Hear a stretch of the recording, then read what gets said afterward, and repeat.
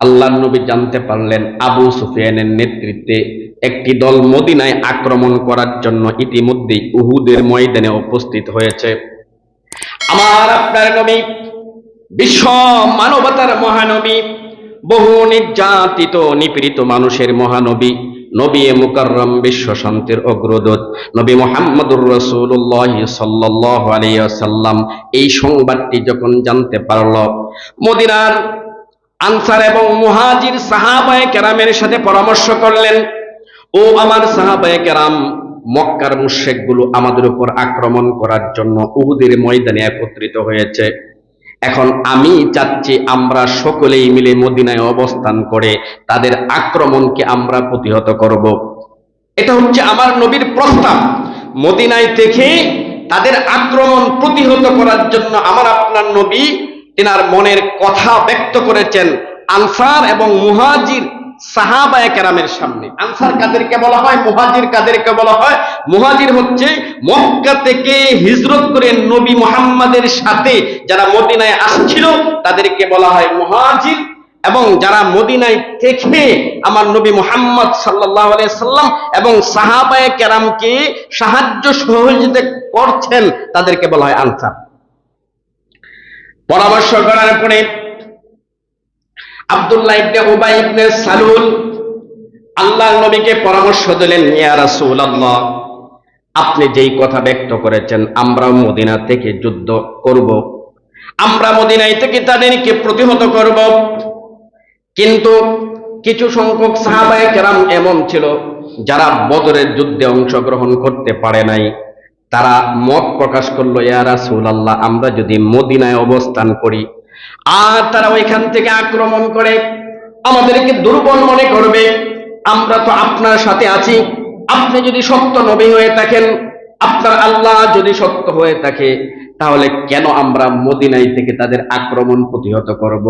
আমরা বাহিরে যে এই বদরের প্রান্তরে তাদের সাথে যুদ্ধ করব। বলেন সুবহানাল্লাহ। তাহলে একদল বলল, আমরা ইয়া রাসূলুল্লাহ আপনার সাথে থেকে মদিনায় থেকে তাদের আক্রমণ প্রতিহত করব, আমরা বের হব না নবীর কথা অনুযায়ী। আরেক কিছু সাহাবায়ে কেরাম নতুন, তাদের আবেগ আগ্রহ অনেক বেশি ছিল, তারা বলছিল আমরা বের হয়ে উহুদের ময়দানে যে তাদের সাথে সরাসরি আমরা যুদ্ধ করব। কিন্তু নবীর ইচ্ছা কি ছিল? ভিতরে থেকে প্রতিহত করা। এই দুই দল যখন দুই কথা বলেছে, আল্লাহ নবী মুহাম্মদুর রাসূলুল্লাহ সাল্লাল্লাহু আলাইহি ওয়াসাল্লাম গড়ের মধ্যে চলে গেলেন, মাথার মধ্যে একটা লোহার টুপি পরলেন, শরীরের মধ্যে যুদ্ধের পোশাক পরলেন। আমার আপনার নবী গড় থেকে বের হলেন। সাহাবায়ে কেরাম নবী মুহাম্মদ সাল্লাল্লাহু আলাইহি ওয়াসাল্লামকে রণসজ্জিত অবস্থায় দেখার পরে ভীত সন্ত্রস্ত হয়ে গেলেন, ভয় পেয়ে গেলেন। না জানি নবী বলেছিল ভিতরে থেকে প্রতিহত করার জন্য, আর আমরা বলছি বাহিরে যে যুদ্ধ করব। মনে হয় আমাদের কথায় উদ্বুদ্ধ হয়ে নবী যুদ্ধের জন্য প্রস্তুতি গ্রহণ করেছে। সাহাবায়ে কেরাম ডাক দিয়া বলছেন, ইয়া রাসূলুল্লাহ, আমাদের কথায় উদ্বুদ্ধ হয়ে আপনি বের হয়েছেন, আমাদের কথায় আপনি বেয়াদবি মনে করবেন না, মাপ চাই। আমরা মদিনায় থেকে যুদ্ধ করব, তাদেরকে প্রতিহত করব। আল্লাহর নবী ডাক দিয়া বলছেন, ও আমার সাহাবায়ে কেরাম শুনো, একজন নবী যখন যুদ্ধের পোশাক পরে ফেলে তখন এটা খুলে ফেলা একজন নবীর জন্য শান না, এটা মানায় না, আমি খুলতে পারবো না, চলো আমরা নিয়ত করেছি ওদের সাথে সরাসরি যুদ্ধ করব। আমার আপনার নবী মুহাম্মদ সাল্লাল্লাহু আলাইহি ওয়াসাল্লাম এই কথা যখন বললেন, নবীর সাথে 1000 সাহাবায়ে কেরাম 1000 মুজাহিদ বাহিনী নিয়ে রওনা হয়ে গেলেন, উহুদের প্রান্তরে যাবে। মক্কার 3000 কাফেরের বিরুদ্ধে আমার নবী যুদ্ধ করবেন। ও মুসলমান ভাইরা, আমার আপনার নবী 1000 মুজাহিদ বাহিনী নিয়ে যাচ্ছেন। কিছু দূর যাওয়ার পরে একজন ব্যক্তি ছিল, নাম ছিল আব্দুল্লাহ ইবনে উবাই ইবনে সালুল। আব্দুল্লাহ ইবনে উবাই নবীকে ডাক দিয়া বলছেন, ইয়া রাসূলুল্লাহ, তাদের সংখ্যা তো 3000, আমরা মাত্র 1000, অতএব শুধু শুধু আমরা 1000 3000-এর সামনে যে নিজের জীবনটাকে বিপর্যস্ত করতে পারবো না, জীবনটাকে তাদের হাতে আমরা দিয়ে দিতে পারি না। অল্প সংখ্যক মানুষ, 3000-এর বিরুদ্ধে আমরা যুদ্ধ করতে পারবো না। এই বলে আব্দুল্লাহ ইবনে উবাই সে চলে আসতেছে, তার সাথে আরো 300 লোক রওনা হয়েছে নবীজিকে ছেড়ে চলে আসবে। নবী নিয়ে গেছিলেন কত? 1000, এবার চলে আসতেছে কত? 300। এই 300 লোক মুফাসসিরিনে কেরাম লিখেছেন 300-র মধ্যে অল্প কিছু মুসলমান ছিল, অধিকাংশই ছিল মুনাফিক। কি ছিল? মুনাফিক। আব্দুল্লাহ ইবনে উবাই ছিল মুনাফিকের সর্দার। মুনাফিক কাকে বলা হয়? আমার আল্লাহ সুবহানাহু ওয়া তাআলা আল কোরআনুল কারীমের মধ্যে বলেন, সূরা বাকারা 15 নম্বর আয়াতের মধ্যে বলেন, ওয়াইদা লাকুল্লাযীনা আমানু ক্বালু আমান্না ওয়াইদা খালাউ ইলা শায়াতিনিহিম ক্বালু ইন্না মাআকুম ইন্নামা নাহনু মুস্তাহজিউন। আমার মুসলমান ভাইরা, আল্লাহ পাক রব্বুল আলামিন এই আয়াতের মধ্যে মুনাফিকের পরিচয় দিচ্ছেন। মুনাফিক কাকে বলা? আল্লাহ বলেন ওয়াইদা লাকুল্লাযীনা আমানু ক্বালু আমান্না। এই আব্দুল্লাহ ইবনে উবাই যখন মুসলমানদের সাথে থাকতেন বলতেন আমিও তোমাদের মতো ঈমান এনেছি। ওয়াইদা খালাউ ইলা শায়াতিনিহিম ক্বালু ইন্না মাআকুম। যখন আবার শয়তানের দলের সাথে যেতেন, যখন কাফেরদের সাথে একসাথে হইতো বলতো আমি তো তোমাদের মতোই, ইন্নামা নাহনু মুস্তাহজিউন, আমি তো মুসলমানদের সাথে শুধুমাত্র ঠাট্টা বিদ্রুপ করার জন্য গিয়েছি। বলেন নাউজুবিল্লাহ। তাহলে মুনাফিকের পরিচয় আল্লাহ এই আয়াতের মধ্যে দিয়েছেন। মুনাফিক তারাই ছিল আব্দুল্লাহ ইবনে উবাই ইবনে সালুল। ওই ব্যক্তি আমার নবীর পিছনে নামাজ পড়তেন, নবীর মতো মাথার মধ্যে টুপি দিতেন। মুসলমান সাহাবায়ে কেরাম দাঁড়িয়ে রাখতেন, মুনাফিকরাও দাঁড়িয়ে রাখত, তারাও নামাজ পড়তো, তারাও রোজা রাখতো, কিন্তু তাদের মুখের মধ্যে ছিল এক কথা, দিলে ছিল ভিন্ন কথা। মুখে মুখে বলতো আপনার সাথে আছি, কিন্তু বাস্তবে বলেন বাস্তবে নাই।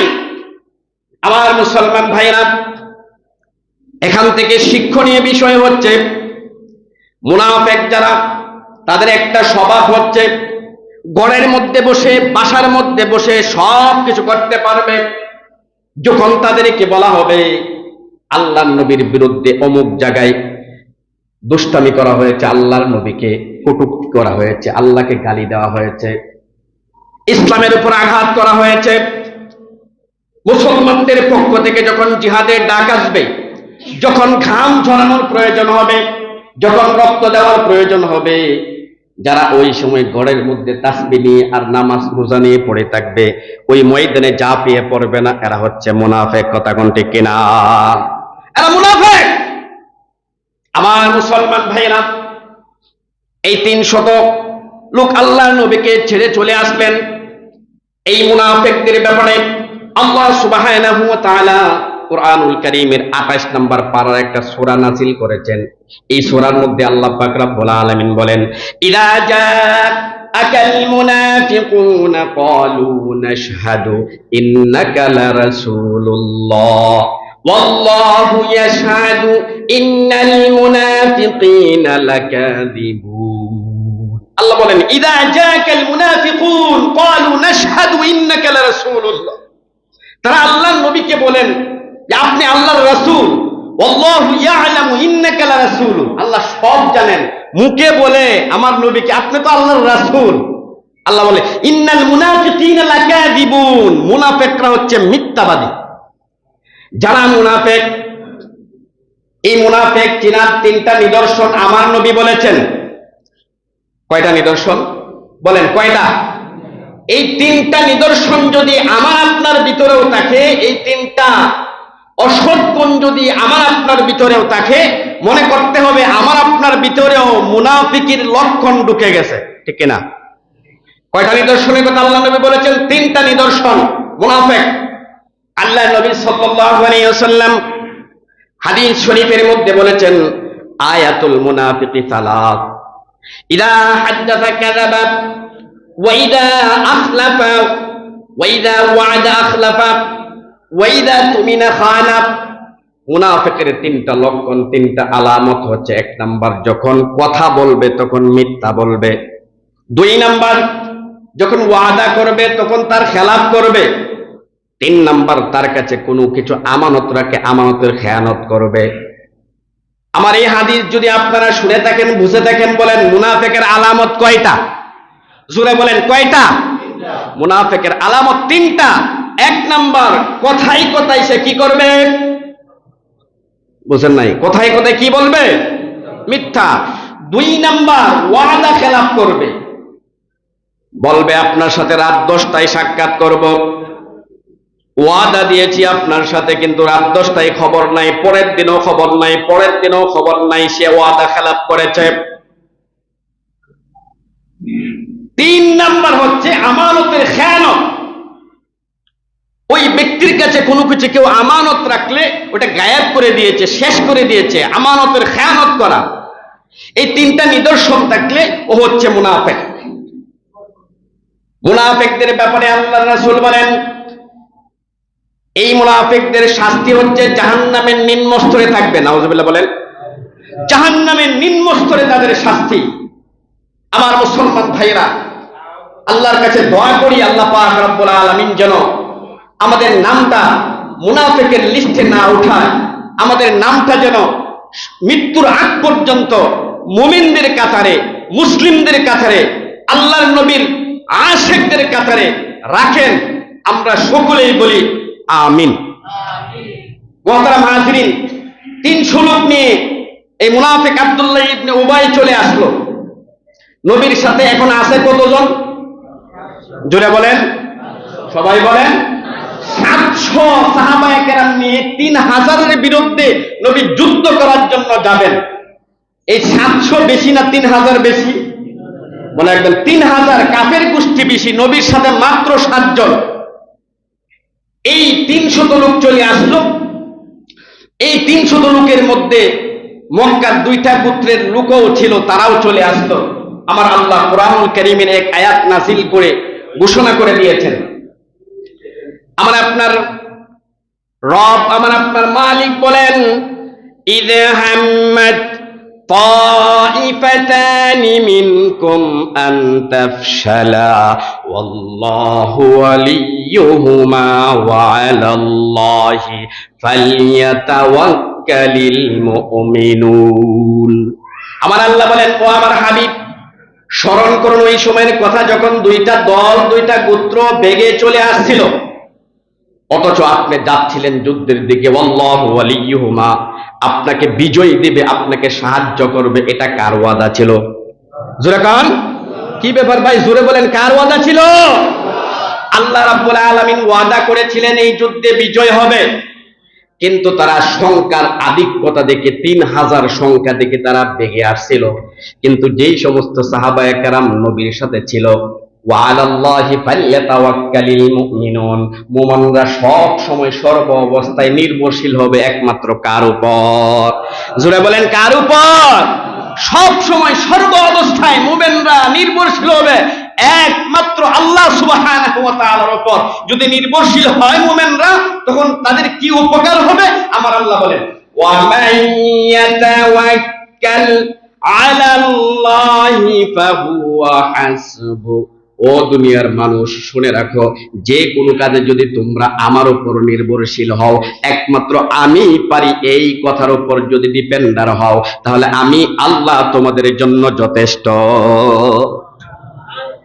এক কবি বলেন, গর্তাওয়াক্কুল মেকুনি হার সবহ শাম, গর্তাওয়াক্কুল মেকুনি হার সবহ শাম, মিদানা রাস্তা হাসতে তু আসলাম মাকাম। আমার মুসলমান ভাইরা, এই জন্য আপনারা বলেন তো, সব কাজে আমরা নির্ভরশীল হব কার উপর? 700 সাহাবায়ে কেরাম 3000-এর বিরুদ্ধে যুদ্ধ করবে। তারা সংখ্যার দিকে লক্ষ্য করলেন না, 700, কিন্তু আমাদের সাথে আছে কে? বিজয় দান করবেন কে? এই কথার উপর নির্ভরশীল হয়ে তারা উহুদের প্রান্তরে উপস্থিত। উহুদের প্রান্তরে তারা উপস্থিত হয়ে গেল। ওই দিকে 3000 কাফের রণসজ্জিত হয়ে আমার নবীর উপর এই 700 মুসলমানদেরকে হত্যা করার জন্য রেডি হয়ে আছে। নাউজুবিল্লাহ বলেন। এবার সংক্ষেপ কথা হচ্ছে, আমার নবী উহুদের প্রান্তরে যাওয়ার পরে উহুদ পাহাড়টাকে পিছনে রেখে নবী আলাইহিস সালাতু ওয়াস সালাম সাহাবায়ে কেরামকে সারিবদ্ধভাবে দাঁড় করালেন। এমন সিস্টেম করে দাঁড় করালেন, বলার সময় নেই কোন কোন শিক্ষাবিদ, কোন কোন দার্শনিক আমার নবীকে এই উহুদ যুদ্ধের রণকৌশলটা সুন্দর হওয়ার জন্য পৃথিবীর শ্রেষ্ঠ সমরবিদ যোদ্ধা বলেছেন। এগুলো বলার সময় হাজার হাজার লেখকরা এই উহুদের যুদ্ধে আমার নবীর যুদ্ধের কৌশল দেখে তারা সকলেই এক বাক্যে বলতে বাধ্য হয়েছে, এই পৃথিবীর মধ্যে যদি কোনো কেউ মহাযোদ্ধা থাকে, সেই মহাযোদ্ধা সমরনায়কের নাম হচ্ছে মুসলমানদের নেতা বিশ্বনবী মুহাম্মদুর রাসূলুল্লাহ। আল্লাহু আকবার বলেন। ব্যাস, আমি 1 ঘন্টার কথা 1 মিনিটে বললাম। কে কে বলছে পড়ে আসছে। আল্লাহু আকবার। এত সুন্দর কৌশল অবলম্বন করেছিলেন। এবার উহুদ পাহাড়টাকে পিছনে রেখে নবী সারিবদ্ধভাবে সাহাবায়ে কেরামকে দাঁড় করালেন। এর থেকে 50 জন সাহাবায়ে কেরামকে পিছনে, যে উহুদ পাহাড়, 50 জন সাহাবায়ে কেরামকে জুবাইর ইবনে আওয়ামের নেতৃত্বে তীরন্দাজ বাহিনী ভিতরে উহুদ পাহাড়ের ভিতরে পাঠিয়ে দিলেন। একটা গিরিপথ ছিল, হয়তোবা শত্রুরা পিছন থেকে আক্রমণ করতে পারে, তোমরা এখানে চলে যাও, পরবর্তী নির্দেশ না আসা পর্যন্ত তোমরা এখান থেকে আসবে না। বাস, যুদ্ধ শুরু হয়ে গেল। 50 জন তো তীরন্দাজ চলে গেছে। এবার নবীর সাথে আছে কতজন? সবাই বলেন 650 জন মুসলমান। চিন্তা করবেন উহুদের প্রান্তরটা কেমন হয়েছিল, চোখ বন্ধ করে চিন্তা করবেন উহুদের প্রান্তরটা কেমন রক্ত মাখা হয়েছিল, উহুদের জমিনটা কেমন রক্ত মাখা হয়েছিল। 650 জন সাহাবায়ে কেরাম দাঁড়িয়ে আছে, 3000-এর বিরুদ্ধে যুদ্ধ করবে। আবার যুদ্ধ আরম্ভ হয়ে গেল। সংক্ষেপ কথা হচ্ছে, সাহাবায়ে কেরাম তো আল্লাহর উপর তাওয়াক্কুল করে, আল্লাহর উপর নির্ভরশীল হয়ে, একমাত্র রবকে রব বলে স্বীকার করে, তিনাকে একেবারে সৃষ্টিকর্তা মনে করে আল্লাহর নবীর নির্দেশ অনুযায়ী যুদ্ধে ঝাঁপিয়ে পড়লেন। মুহূর্তের মধ্যে 650 জন ঈমানওয়ালা আমলওয়ালা নবীর সাহাবীর সামনে 3000 বাহিনী বাধ্য হয়েছে, বেগে এই ময়দান থেকে চলে গেছে। বলেন সুবহানাল্লাহ। অনেকক্ষণ যুদ্ধ হয়েছে। চলে যাওয়ার পর সাহাবায়ে কেরাম এই কাফের মুশরিকদের অস্ত্র শস্ত্র, তাদের সরঞ্জাম সংগ্রহ করতে আরম্ভ করলো। এটাকে বলা হয় গনিমতের মাল। কি বলা হয়? এই গনিমতের মালটা হচ্ছে একমাত্র আল্লাহ এবং আল্লাহর রাসূলের জন্য। সূরা আনফালের মধ্যে আল্লাহ রাব্বুল আলামিন কোরআনের আয়াত নাযিল করে ঘোষণা করে দিয়েছেন, এই গনিমতের মালটা হচ্ছে আল্লাহ আল্লাহর রাসূলের জন্য। আল্লাহর রাসূল যদি এটা নেওয়ার পরে কাউকে বন্টন করে দিয়ে দেয়, এটাও জায়েজ আছে। আল্লাহ পাক রব্বুল আলামিন কোরআনের আয়াতের মধ্যে বলেন, ইয়াসআলুনাকা আনিল আনফাল কুলিল আনফালু লিল্লাহি ওয়ার রাসূল ফাত্তাকুল্লাহা ওয়া আসলিহু যাতা বাইনিকুম। আমার আল্লাহ ডাক দিয়া বলছেন, ইয়া রাসূলুল্লাহ ইয়াসআলুনাকা আনিল আনফাল, তারা আপনাকে গনিমতের মাল সম্পর্কে জিজ্ঞাসা করবে। আপনি বলেন কুলিল আনফাল, কুল আপনি বলে দেন আনফালু লিল্লাহি ওয়ার রাসূল, এই যুদ্ধের মধ্যে যে সম্পদটা তোমরা পেয়েছো এটা কার জন্য? আল্লাহ এবং আল্লাহর রাসূলের জন্য। তারা গনিমতের মাল সংগ্রহ করতে আরম্ভ করলো। এবার আসুন, 650 জন গনিমতের মাল সংগ্রহ করতে আরম্ভ করলো, আর 50 জন কোথায় জানি? উহুদ পাহাড়ের গিরিপথের মধ্যে। এই উহুদ পাহাড়ের গিরিপথের মধ্যে যারা ছিল তারা মনে করছে যুদ্ধ তো শেষ, 3000 কাফের মুশরিক পালিয়ে গেছে, এখন মনে হয় আমরা এখানে চলে যাব, আমরাও যুদ্ধের এই আনফাল গনিমতের মালগুলো আমরাও সংগ্রহ করব। সাহাবায়ে কেরাম চলে আসতে চাইলেন। এখানে লিডার ছিলেন, নেতা ছিলেন জুবায়ের রাদিয়াল্লাহু তাআলা আনহু। তিনি বলেন, আল্লাহর নবী বলছেন এখানে অবস্থান করার জন্য, তোমরা যাবা না, আল্লাহর নবীর নির্দেশ দিলেই পড়ে যাইবা। কিন্তু কিছু সাহাবায়ে কেরাম বললেন, আল্লাহর নবী এই পর্যন্তই মনে হয় বলেছিল, যুদ্ধ শেষ, সবাই চলে গেছে, এখন সুযোগ, মালগুলো সংগ্রহ করব, আমরা গেলাম। 50 জনের মধ্যে 40 জন চলে আসলো। আছে এই উহুদ প্রান্তরের গিরিপথের মধ্যে আছে কতজন? 10 জন। জুবাইর ইবনে আওয়াম এখানে ছিল। পিছন দিক থেকে কাফের মুশরিক বাহিনী যখন দেখলো যে পাহাড়ের উপরে যে গিরিপথ আছে, এই গিরিপথের মধ্যে বেশি লোক নাই, মাত্র 8-10 জন দেখা যায়, এখান থেকে খালিদ বিন ওয়ালিদ রাদিয়াল্লাহু তাআলা আনহু, তিনি তখনও মুসলমান হয় নাই, তিনি বিশাল বড় একজন বীর ছিলেন, তিনার নেতৃত্বে এই 3000 বাহিনী একসাথে গিরিপথ দিয়ে আক্রমণ করলেন। এই 10 জন সাহাবায়ে কেরামকে শহীদ করে ওই পাহাড়ের উপরে দাঁড়িয়ে আছেন এবং গিরিপথ দিয়ে বের হচ্ছেন। সাহাবায়ে কেরাম যুদ্ধলব্ধ সম্পদগুলো সংগ্রহ করছেন, সকলেই মাল নেওয়ার ক্ষেত্রে ব্যস্ত, সম্পদগুলো একসাথে নিয়ে আসবেন, এই কাজে ব্যস্ত। যুদ্ধের প্রস্তুতি তখন তাদের নেই। তারা তো মনে করেছে এই মুশরিকগুলো পালিয়ে গেছে, কিন্তু হঠাৎ করে আক্রমণ শুরু করে দিয়েছে। সাহাবায়ে কেরাম তো ব্যতিব্যস্ত হয়ে গেছে, কিং কর্তব্য বিমূঢ় হয়েছে, কে কোথায় যাবে। হঠাৎ করে যখন আক্রমণ করেছে, কিছু সাহাবায়ে কেরাম যুদ্ধের বাইরে চলে গেছেন, আর কিছু সাহাবায়ে কেরাম যুদ্ধ করতে আরম্ভ করলেন। এমন একটা পরিস্থিতি সৃষ্টি হলো যে কে কাকে মারতেছে সেটাও বলতে পারে না। তাফসীরের কিতাবের মধ্যে আছে মুসলমান মুসলমানকেও হত্যা করছে, কারণ সামনে এমন একটা অবস্থা, এমন একটা মুহূর্ত হয়ে গেছে। কিন্তু কাফেরদের মূল লক্ষ্য ছিল আমার আপনার নবী মুহাম্মদ সাল্লাল্লাহু আলাইহি ওয়াসাল্লামকে হত্যা করে ফেলবে। নাউজুবিল্লাহ পড়েন। এই কাফের মুশরিকের দলগুলো নবীর দিকে তেড়িয়ে যাচ্ছে, তরবারি নিয়ে যাচ্ছে। মুসলিমদের একজন পতাকাবাহী নেতা ছিল মুসআব ইবনে উমায়ের, তার হাতে মুসলমানদের পতাকা ছিল। মুসআব ইবনে উমায়ের যখন দেখলো কাফেররা নবীকে একলা পেয়ে তার দিকে যাচ্ছে, মুসআব ইবনে উমায়ের ডাক দিয়ে বলছেন, ও কাফেরের গোষ্ঠী শোনো, তোমরা মুহাম্মদের উপর আক্রমণ করতে কেন যাচ্ছ? যদি পারো আমার সাথে আসো, আমি তোমাদের সকলের সাথে লড়বো। আল্লাহু আকবার বলেন। ও মুসলমান ইমানদার, মুসআব ইবনে উমায়ের একা 3000-এর সাথে কি পারবে? একা পারবে না। তারপরে এই কথাটা কেন বলছেন? মুফাসসিরিনে কেরাম লিখেছেন, আমার নবী তখন একা ছিল। মুসআব ইবনে উমায়ের চিন্তা করলেন, ওরা যদি সোজা দৌড় দিয়ে নবীর কাছে চলে যায়, নবীকে হত্যা করে ফেলবে। আমি যে ডাক দিয়েছি যদি আমার দিকে ফিরে আমাকে শহীদ করতে করতে এদের 2-4 মিনিট সময় লাগবে, এই সুযোগেও যদি আমার নবী বেঁচে যায়, এই সুযোগেও যদি আমার নবী যদি আত্মরক্ষা করতে পারে, আমার জীবন যাক, তাও আমার নবী ভালো থাক। আল্লাহু আকবার। আমার মুসলমান ভাইরা, মুসআব ইবনে উমায়ের যখন এই কথা বলেছে, সকল কাফেরগুলো তার দিকে আক্রমণ শুরু করেছে। সংক্ষেপ কথা, মুসআব ইবনে উমায়ের তিনি শহীদ হয়ে গেলেন। কিভাবে শহীদ হলেন? তার 2টা হাত কাটছে, এক হাত কাটছে, পতাকা এই হাতে রাখছে, এই হাত কাটছে, আবার দাঁত দিয়ে ধরে রাখছে, শেষ পর্যন্ত গলায় আঘাত করছে। তারপরও আল্লাহর রাসূলের দেওয়া কালেমার পতাকা মাটিতে ফেলতে দেয় নাই। বলেন সুবহানাল্লাহ। মুসআব ইবনে উমায়েরকে শহীদ করার পরে একজন কাফের আল্লাহর নবীর দিকে তরবারি নিয়ে যাচ্ছে, আল্লাহর নবীকে শহীদ করে ফেলবে। এমন একটা অবস্থা, সাহাবায়ে কেরাম কিন্তু প্রস্তুত ছিল না। অনেক সাহাবায়ে কেরাম বাহিরে চলে গেছে, অনেক সাহাবায়ে কেরাম শহীদ হয়ে গেছে।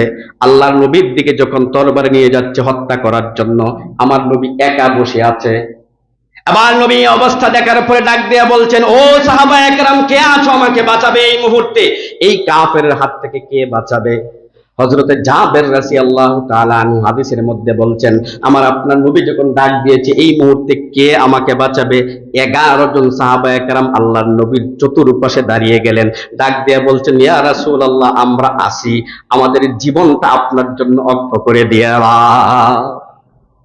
জীবনটা অক্ষ করে দিলাম। 11 জন সাহাবায়ে কেরাম। শর্ট কথা হচ্ছে, নবী আলাইহিস সালাতু ওয়াস সালামকে হত্যা করার জন্য এবার একের পর এক লোক আসতেছে। আমার নবীকে ঘেরাও করে রাখছে কতজন? জোরে বলেন, কতজন? 11 জন সাহাবায়ে কেরাম আমার নবীকে বাঁচানোর জন্য বায়াত গ্রহণ করে দাঁড়িয়ে আছে, সকল কাফেরদের মোকাবেলা করার জন্য, ডাল বানানোর জন্য নিজের শরীরটাকে দাঁড় করিয়ে রেখেছে। কাফেররা আসতেছে, আমার নবী বলছেন, এই যে তারা আসতেছে, তাদেরকে প্রতিহত করার জন্য কে যাবে? হযরত আবু তালহা এখানে উপস্থিত ছিল। সকলেই বলল, আমি যাব, আমি যাব। তখন আল্লাহর নবী একজন আনসারী সাহাবাকে পাঠালেন, গেলেন তাদেরকে প্রতিহত করার জন্য। সে শহীদ হয়ে গেল। এইভাবে আরেক দল আসছে, বলছে এখন আমাকে কে বাঁচাবে? আরেকজন সাহাবা দৌড় দিয়ে বলল, ইয়া রাসূলুল্লাহ আমি যাব আপনাকে বাঁচানোর জন্য। সামনে যাওয়ার সাথে সাথে সেও শহীদ হয়ে গেল। এইভাবে 7 বার আমার নবী বলেছিলেন 7 জন শহীদ হয়ে গেছে। সুবহানাল্লাহ। আছে কতজন? 11 জনের মধ্যে 7 জন শহীদ, আছে মাত্র 4 জন। এবার এই কাফের মুশরিক কোন সুযোগ পেয়ে আমার আপনার নবী মুহাম্মদুর রাসূলুল্লাহ সাল্লাল্লাহু আলাইহি ওয়াসাল্লামের উপর আক্রমণ শুরু করছে। একজন সাহাবা, এই 4 জনের মধ্যে একজন সাহাবার নাম ছিল উবাদা, আবু উবাদা। তিনার শরীরের মধ্যে এমন ভাবে তীর নিক্ষেপ করলো, একটা তীর এসে চোখের মধ্যে ঢুকলো, চোখটা বের হয়ে গেল। নাউজুবিল্লাহ বলেন। এমন একটা পরিস্থিতি হলো, এক পর্যায়ে আবু উবাদা আল্লাহর নবীকে ডাক দিয়া বলছেন, ইয়া রাসূলুল্লাহ আমার চোখ তো বের হয়ে গেছে। নবী আমার ডাক দিয়া বলছেন, তুমি কি চাও এই চোখটা দুনিয়াতে তোমার সাথে থাকুক নাকি জান্নাতের মধ্যে থাকুক? আবু উবাদা ডাক দিয়া বলছিলেন, ইয়া রাসূলুল্লাহ আমি নতুন বিবাহ করেছি, আমার স্ত্রী অনেক সুন্দর, যদি এই অবস্থায় আমি বাসায় যাই আমার স্ত্রী হয়তো বা আমার প্রতি মনোক্ষুণ্ণ হতে পারে, এই জন্য যদি আপনি লাগিয়ে দেন এটা আমার জন্য ভালো হবে। ও মুসলমান, আল্লাহর নবী চোখটাকে আবার ওই জায়গায় রেখে দিলেন। আবু উবাদা বলেন, আগের চাইতে এই চোখের পাওয়ার আমার বেশি বেড়ে গেল। হযরত আবু উবাদা রাদিয়াল্লাহু তাআলা আনহু সহ আরো অনেককেই শহীদ করে ফেলল। আমার মুসলমান ভাইরা, একজন কাফের এসে আল্লাহর নবী মুহাম্মদুর রাসূলুল্লাহ সাল্লাল্লাহু আলাইহি ওয়াসাল্লামের উপর বড় একটা পাথর দ্বারা আঘাত করলেন। নবীর মাথার মধ্যে লোহার টুপি ছিল, 2টা লোহা ওই রকম এই জায়গা দিয়ে ঢুকে গেল। আমার আপনার নবী মুহাম্মদ সাল্লাল্লাহু আলাইহি ওয়াসাল্লামের এই 2 শিরা থেকে রক্ত বের হচ্ছে। আবার পাথরটা যখন এখান থেকে গৌরিয়ে সামনে দিয়ে আসে, তার 2টা দাঁত শহীদ হয়ে গেল। নাউজুবিল্লাহ বলেন। চেহারার মধ্যে 2 জায়গায় 3 জায়গায় আঘাত পেয়েছিল, এই জায়গায় আপনার গালে, তারপরে দাঁত দিয়ে ভেঙেছিল, নিচে টুপ দিয়ে রক্ত পড়ছে। আর লোহার টুপি ভেঙে আমার নবীর 2 শিরার মধ্যে ঢুকে গেল। নবী মুহাম্মদুর রাসূলুল্লাহ সাল্লাল্লাহু আলাইহি ওয়াসাল্লাম রক্তাক্ত। একজন সাহাবা এগিয়ে গেল এই লোহাটা বের করার জন্য, যখন টান দিল নবী বললেন, আমি পারছি না, আমাকে টান দিও না। এ মুসলমান ইমানদার, সাহাবায়ে কেরাম আর কেউ ধরছে না। একজন সাহাবা এগিয়ে গেলেন, চিন্তা করলেন নবীর এই লোহাটার মধ্যে টান দিলে যেহেতু ব্যথা পায়, আর টান দিব না। নিজের দাঁত দিয়ে এমন ভাবে একটা টান দিলেন, লোহাটা বের করে আনলেন। সুবহানাল্লাহ। কিন্তু সাথে সাথে ওই সাহাবার একটা দাঁত ভেঙে গেল। পাশে অন্য সাহাবারা দাঁড়িয়ে আছে, ডাক দিয়া বলছে, ভাই তোমার তো একটা দাঁত ভেঙে গেছে, বাকিটা খোলার জন্য আমাকে সুযোগ দাও। ওই সাহাবা ডাক দিয়া বলছেন, ও আমার ভাই শোনো, আমার নবীকে হেফাজত করার জন্য, রক্ষা করার জন্য, ভালো করার জন্য আমার একটা দাঁত কেন, আমার সবগুলো দাঁত যদি ভেঙে যায় তারপরে এই সুযোগ আমি তোমাকে দেব না। মজাই তো আলাদা। আমার মুসলমান ভাইরা, দ্বিতীয় শিরা থেকে লোহাটা যখন বের করে আরেকটা দাঁত ভেঙে গেছে। সুবহানাল্লাহ। এরপর ফিকনি দিয়ে রক্ত পড়ছে। এই সাহাবার অবস্থাটা দেখেন, নবীর কাছে আসলো, রক্ত যেন নিচে না পড়তে পারে, আবার জিহ্বা দিয়ে চাটে। সুবহানাল্লাহ। জিহ্বা দিয়ে চাটে যেন রক্ত নিচে না পড়ে। আমার মুসলমান ভাইরা, নবী মুহাম্মদ সাল্লাল্লাহু আলাইহি ওয়াসাল্লাম এমন অবস্থায় একটা গর্তের মধ্যে পড়ে গেলেন। হঠাৎ করে সাহাবায়ে কেরাম দেখলেন মুহাম্মদ নাই, গর্তের মধ্যে ঢুকে আছে। এই সুযোগে ইবলিস শয়তান বলে দিল মুহাম্মদ নিহত হয়েছে। নাউজুবিল্লাহ পড়েন। যুদ্ধের ময়দানে অল্প সংখ্যক সাহাবায়ে কেরাম যুদ্ধ করছেন, আবার আনপ্রস্তুত অবস্থায় যখন তারা শুনেছে মুহাম্মদ সাল্লাল্লাহু আলাইহি ওয়াসাল্লাম শহীদ হয়ে গেছে, তখন অনেক সাহাবায়ে কেরাম হাত থেকে তরবারি ফেলে দিয়েছে, কেউ মাটির মধ্যে বসে রয়েছে। হযরত আলী রাদিয়াল্লাহু তাআলা আনহু একবার কিছু লোক দেখলে ওই লোকদের কাছে যায়, দেখে এখানে আল্লাহর নবী আছে কিনা, দেখে নবী নাই। আবার যারা নিহত হয়ে পড়ে আছে তাদের কাছে যায়, এইভাবে গনে আল্লাহর নবী আছে কিনা, দেখে এই জায়গায় নাই। হযরত আলী রাদিয়াল্লাহু তাআলা আনহু গোট দিয়ে মাটিতে কাঁদছে, আর আল্লাহ রাব্বুল আলামিনকে ডাক দিয়ে বলছে, আল্লাহ, ঈসা নবীর উম্মতরা ঈসা নবীর সাথে বেয়াদবি করেছিল, ঈসা নবীকে তুমি উপরে উঠিয়ে নিয়েছিলে, আমরা হয়তো বা নবীর সাথে কোনো বেয়াদবি করেছি, এই জন্য তুমি হয়তো উপরে উঠিয়ে নিয়েছো, কিন্তু ও আল্লাহ, আমরা নবীকে ছাড়া থাকতে পারবো না, আমাদের কাছে ফিরিয়ে দাও। জিহাদের ময়দানটা এমন একটা অবস্থা হলো, নবী মুহাম্মদ সাল্লাল্লাহু আলাইহি ওয়াসাল্লাম গর্তের ভিতরে। এমন সময় সংবাদ পৌঁছে গেল মদিনাতুল মুনাওয়ারা। হযরতে হানজালা রাদিয়াল্লাহু তাআলা আনহু তিনার কানে ওই সংবাদটা পৌঁছে গেছে। হযরতে হানজালা এই উহুদের ময়দানে আসতে চাইছিল যুদ্ধে। আল্লাহ নবী বলছেন, তুমি গতকালকে বিয়ে করেছো, আজকে তোমার স্ত্রীকে সময় দাও, তোমার যাওয়ার দরকার নাই। কিন্তু রাতের বেলায় বিবির সাথে মুজামাত করার পরে গোসল ফরজ হয়েছে। এই সময় শুনতে পারলো মুহাম্মদ সাল্লাল্লাহু আলাইহি ওয়াসাল্লাম শহীদ হয়েছে। হযরতে হানজালা দেরি করলেন না, সাথে সাথে চালানো তরবারিটা নিয়ে বের হয়ে গেলেন এবং বিবিকে ডাক দিয়ে বললেন, ও বিবি শোনো, তোমার সাথে আজকে আমার প্রথম সাক্ষাৎ হয়েছে। শুনেছি মুহাম্মদ সাল্লাল্লাহু আলাইহি ওয়াসাল্লাম শহীদ হয়েছে। আমি আর তোমাকে সময় দিতে পারবো না। যদি মরে যাই, শহীদ হয়ে যাই, দেখা হবে জান্নাতে। স্ত্রী ডাক দিয়া বলছেন, ও আমার প্রাণের স্বামী শুনেন, প্রথম রাত্র আপনার গোসল ফরজ হয়েছে, একটু দাঁড়ান, আপনাকে এক বালতি পানি দিয়ে আপনাকে গোসল করিয়ে দেই। হযরতে হানজালা রাদিয়াল্লাহু তাআলা আনহু ডাক দিয়া বলছেন, যেই জায়গায় আমার নবী শহীদ হয়েছে আর যেই নবীর উপর আক্রমণ করেছে কাফের মুশরিকরা, ওরা জীবিত মক্কায় ফিরে যাবে আর আমি গোসল নিয়ে বসে থাকবো, এটা আমার দ্বারা সম্ভব না। বের হয়ে গেলেন, যুদ্ধ করতে আরম্ভ করলেন। যুদ্ধ করতে করতে শহীদ হয়ে গেলেন। যুদ্ধ শেষ। এক পর্যায়ে নবী মুহাম্মদুর রাসূলুল্লাহ সাল্লাল্লাহু আলাইহি ওয়াসাল্লাম এই গর্তের মধ্যে আছেন। আমার মুসলমান ভাইরা, এই গর্ত থেকে আমার নবী গর্তের মধ্যে আছেন। এই সময় আল্লাহর পক্ষ থেকে কোরআনের আয়াত নাজিল হয়ে যায়, যে আয়াতটা আমি খুতবার শুরুতে পড়েছি, ওয়ামা মুহাম্মাদুন ইল্লা রাসূল قد خلت من قبله الرسل أفإن مات أو قتل انقلبتم على أعقابكم وما محمد إلا رسول। আল্লাহ বলছেন মুহাম্মদ সাল্লাল্লাহু আলাইহি সাল্লাম তো কেবল একজন রাসূলই। বলেন, মুহাম্মদ সাল্লাল্লাহু আলাইহি ওয়াসাল্লামকে রাসূল ঘোষণা করেছেন কে? এখন যদি আমি আর আপনি আমার নবীকে রাসূল না মানি, আমার নবীর কোনো ক্ষতি হবে? তবে মনে রাখবেন, নবীকে রাসূল বলে যদি কেউ স্বীকার করে তার নিজের লাভ, নবীর কোনো লাভ। জোরে কোন, নবীর কোনো লাভ। নবীকে রাসূল বলে স্বীকার যে ব্যক্তি করবে সে হচ্ছে আবু বকর, আর রাসূল করে স্বীকার যে না করবে সে হচ্ছে আবু জাহেল। ঠিক না? রাসূলকে রাসূল হিসেবে স্বীকার করলে তিনি হচ্ছেন আবু বকর, স্বীকার না করলে আবু জাহেল। স্বীকার করলে আমার আপনার সম্মান বাড়বে, স্বীকার না করলে আমার নবীর বিন্দু পরিমাণ সম্মান কমবে না। কারণ হচ্ছে আমার আল্লাহ যে জায়গায় আমার নবীকে রাসূল হিসেবে কোরআনে স্বীকৃতি দিয়েছে, যেই কোরআনে 1400 বছর আগের স্বীকৃতি দিয়েছে, কিয়ামতের আগ পর্যন্ত আমার নবীর রাসূল এটা থাকবে। কথা কোন ঠিক কিনা? মানলে আবু বকর, না মানলে আবু জাহেল। আবু বকর মেনেছিল, এই জন্য তিনার সম্মান বাড়িয়ে দিয়েছেন কে? আমার আপনার নবী মেরাজে গিয়েছিল, এশারের পর ফজরের আগে চলে আসছে। আবু জাহেল ডাক দিয়া বলছে, আবু বকর, মুহাম্মদকে তো আমরা জাদুকর বলতাম, পাগল বলতাম, তবে তুমি তো জ্ঞানী মানুষ, তুমি সুস্থ মানুষ, শিক্ষিত মানুষ, একটা কথা বলি। আবু বকর বলে, বলেন। ও মুহাম্মদ বলতেছে এশারের পর রওনা দিয়েছে, হাজার হাজার মাইল দূরে বাইতুল মুকাদ্দাস দেখে, সাত আসমান দেখে, সিদরাতুল মুনতাহা দেখে, আবার ফজর আগে চলে আসছে। এবার তুমি বলো মুহাম্মদ কি?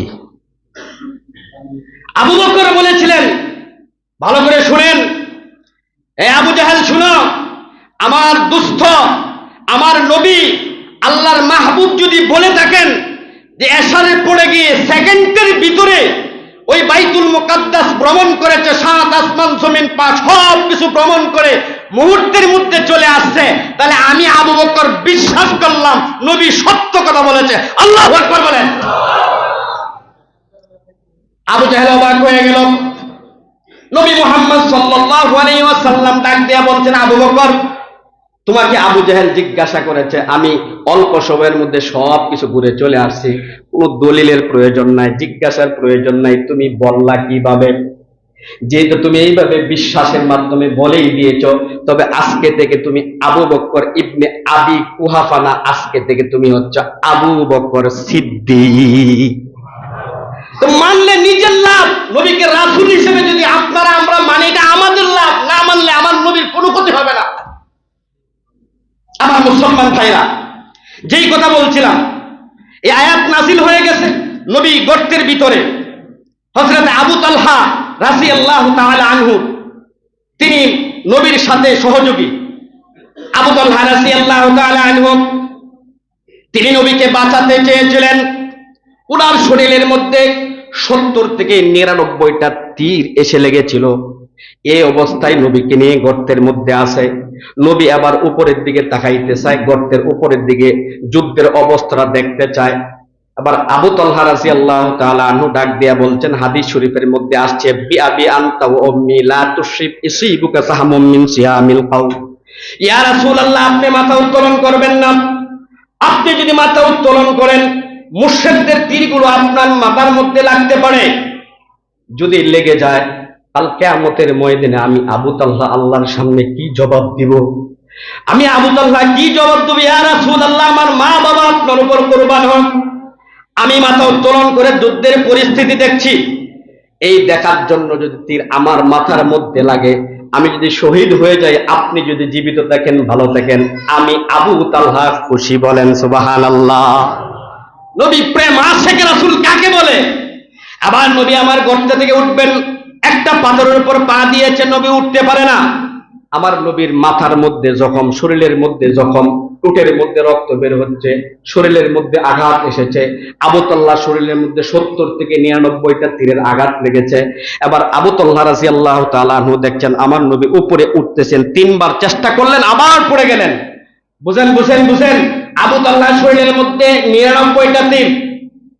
নবীকে আবার ডাক দিয়ে বলছেন, ইয়া রাসূলুল্লাহ, আপনার উঠতে কষ্ট হইতেছে। আবার আবু তালহা জমিনের সাথে শুয়ে পড়লেন। ইয়া রাসূলুল্লাহ, আমার সমস্ত শরীরের মধ্যে তীর বদ্ধ, যেই জায়গার মধ্যে তীরের আঘাত নাই এই জায়গার মধ্যে আপনি পা রাখেন, আপনার জন্য আমি শির হয়ে আছি।